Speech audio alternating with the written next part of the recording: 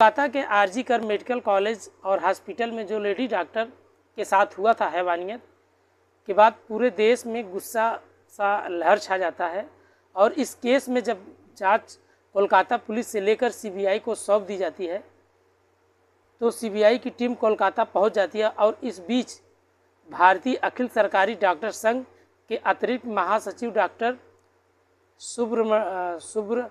सूर्यकांत गोस्वामी ने जब सनसनीखेज का दावा किया तो इसके बाद मुताबिक पीड़िता के साथ जो गैंग रेप हुआ था उसके साथ उसके प्राइवेट्स में 151 ग्राम लिक्विड है मिला था और जो एक किसी शख्स का नहीं हो सकता, एक तरह के एक हैवानियत के 51 साल पहले इसी मुंबई के किंग एडवर्ड मेमोरियल हॉस्पिटल में हुई थी। नमस्कार, आदाब, सत श्री अकाल। भदोही प्लस में आप सबका स्वागत है। मैं आपका दोस्त अमित कुमार जो आज सच्ची घटना का जिक्र करने वाले हैं। दरअसल जैसे कोलकाता में इस घटना को अंजाम दिया गया था ऐसे मुंबई के एडवर्ड मेमोरियल हॉस्पिटल में हुआ था। चलिए आइए हम इसके बारे में जानने की कोशिश करते हैं। दरअसल मुंबई के उस वक्त अस्पताल में ठीक वैसे ही कुछ हुआ था। 51 साल बाद कोलकाता के कर मेडिकल में हुआ था और कोलकाता के इस बार जूनियर डॉक्टर के निशाने पर थी जब मुंबई की अरोड़ा थी। अरोड़ा की शानबाग नाम की एक नर्स निशाने पर थी और अरोड़ा साल 1966 में कर्नाटक से मुंबई आई थी और किंग एडवर्ड मेमोरियल हॉस्पिटल के बतौर नर्स में काम किया करती थी।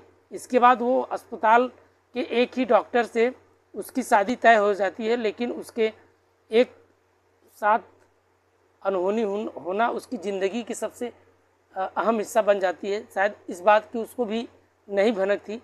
दरअसल शादी से सिर्फ एक महीने पहले 27 नवंबर 1973 को अस्पताल के अंदर सोहनलाल वाल्मीकि नामक एक वार्ड बॉय ने वरुणा के शानबाग के साथ बलात्कार किया। फिर उसके कपड़े पकड़े जाने के डर से उसने कुत्ते के चैन से वरुणा का गला घोट दिया और उसे मुर्दा समझकर वहां से वो फरार हो जाता है, लेकिन वरुणा मरी नहीं थी।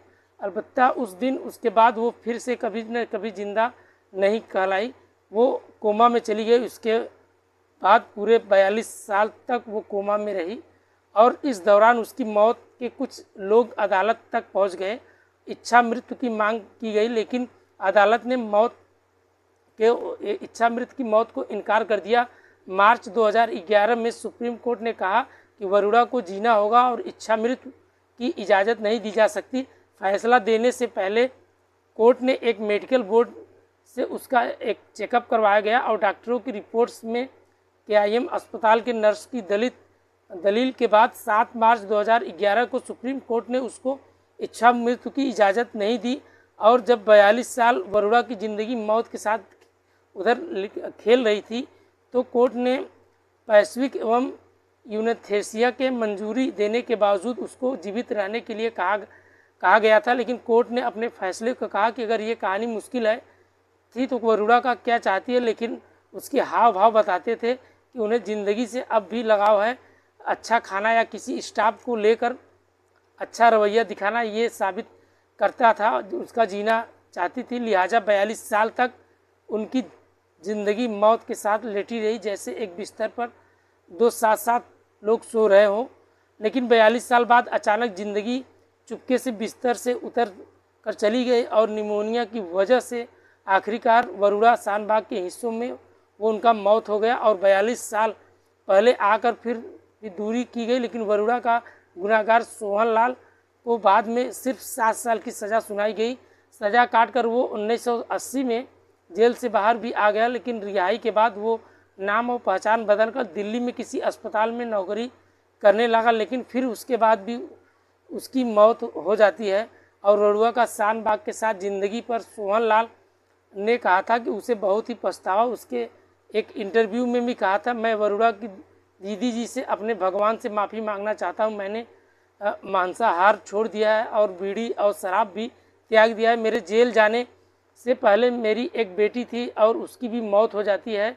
वो उसकी माँ भी मर जाती क्योंकि मैंने गुनाह किया था और इसके जेल आने से कई वर्ष तक मैंने अपनी पत्नी को छुआ भी नहीं और 14 साल बाद मेरा बेटा पैदा हो जाता है और बताते चले कि वरुणा शानबाग में 10 भाई और बहन में वो 10 साल की थी जब उसके पिताजी की मौत हो जाती है और पूरे परिवार की जिम्मेदारी बच्चों पर आ गई थी और बड़े भाई और बहनों का मेहनत करके वरुणा ने पढ़ाई कराई क्योंकि उसे पढ़ने लिखने का बड़ा ही शौक़ था। प्रारंभिक शिक्षा गांव में हासिल करने के बाद वो आगे पढ़ाई के लिए मुंबई आ गई और बड़ी बहन के साथ रहकर नर्स की पढ़ाई करने लगी और सन 1971 में किंग वर्ड हॉस्पिटल में उसकी नौकरी लग जाती है। कहानी अगर आपको अच्छी लगी हो दोस्तों तो कमेंट में अपनी राय ज़रूर बताइएगा, क्योंकि अपना सपोर्ट, आपका सपोर्ट और आपका प्यार ही हमारा मनोबल ऐसे ही बढ़ाता रहेगा। दोस्तों, इस कहानी के माध्यम से किसी का दिल दुखाना नहीं था या किसी के प्रति कोई द्वेष नहीं था, बस आपके साथ शेयर करना था। कहानी अगर आपको अच्छी लगी हो तो कमेंट में अपनी राय ज़रूर बताइएगा। आशा करते हैं आप लोग खुश होंगे, सेफ होंगे, सुरक्षित होंगे।